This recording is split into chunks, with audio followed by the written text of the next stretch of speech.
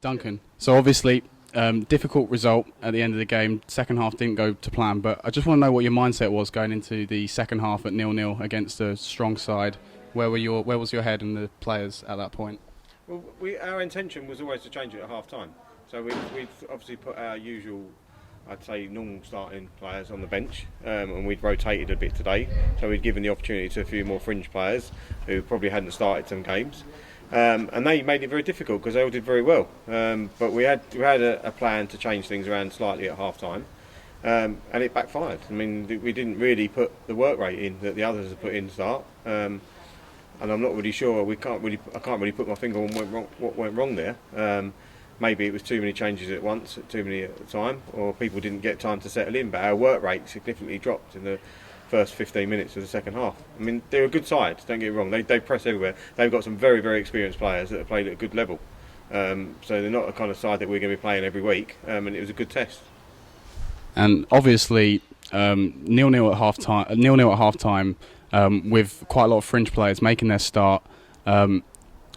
Was it almost a catch-22 in your own mind that when you brought on the more regular first-team players that something went wrong, and that if you had stuck with the fringe players for a bit longer, you may have been in a different position? Were you thinking that's a positive thing in some ways, just via the fact that obviously they managed to take up the challenge when playing that first team game that they wouldn't usually necessarily have? Yeah, I think you're right. I think, for example, Caitlin, who hasn't been a starter, came in and was very, very good first half, and I was told we're leaving her on. But we wanted to bring in a couple more experienced players in the second half. And like you say, maybe it backfired. Maybe we should have left the starting 11 on because they were in the game. The only thing I'd say is we didn't create that many clear-cut chances in the first half. We were in the game. I don't think they created that many either. And it was kind of a level game, but it wasn't like we were dominating them completely up the top. And we weren't creating lots of chances for Sophie there. So it was worth kind of bringing Darcy, Gabby, Hayley, Hawford in to maybe have a more experienced line-up.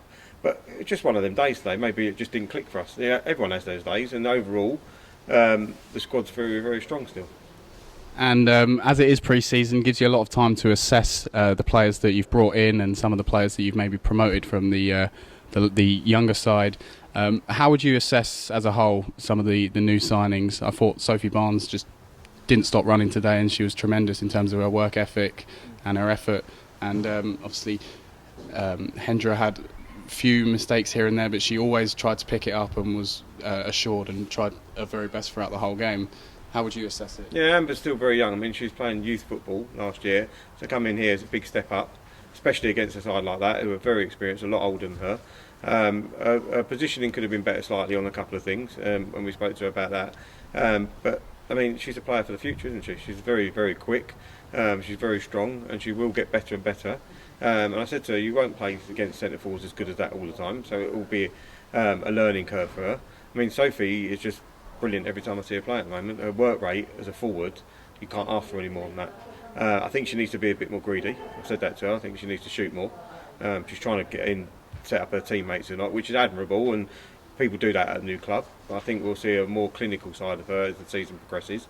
But I mean, I've been searching for a forward to replace Faye for a few years, to replace Faye Butler, and she's it. She will be it, definitely. I mean, she's aerially, she's very, very strong. I mean, they had two girls who are well over 6 foot at the back there. She won everything in the air. She's 2-footed. I can't speak highly enough of her. I mean, she's a real talent, and we're very lucky to have her, and that's why we tried to sign her a lot. And final question, you've been playing pre-season games against strong opposition. You were second in the league before it got suspended. You were in a cup final. You know that everything was going well against a competition that you will be facing again this season.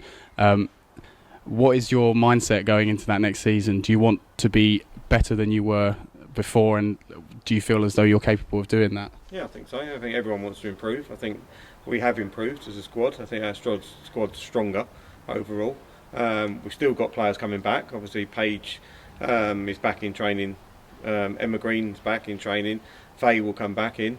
So the squad's really strong. I still expect us to be challenging. The cup draw is favourable to us. The FA Cup first round of that. We're away to Bexhill, so I expect us to go there and win. They're a good side, but I do expect us to perform there. And the first league games, I'm confident that we'll do well. So we expect to be challenging, definitely. Thank you very much. Unlucky today.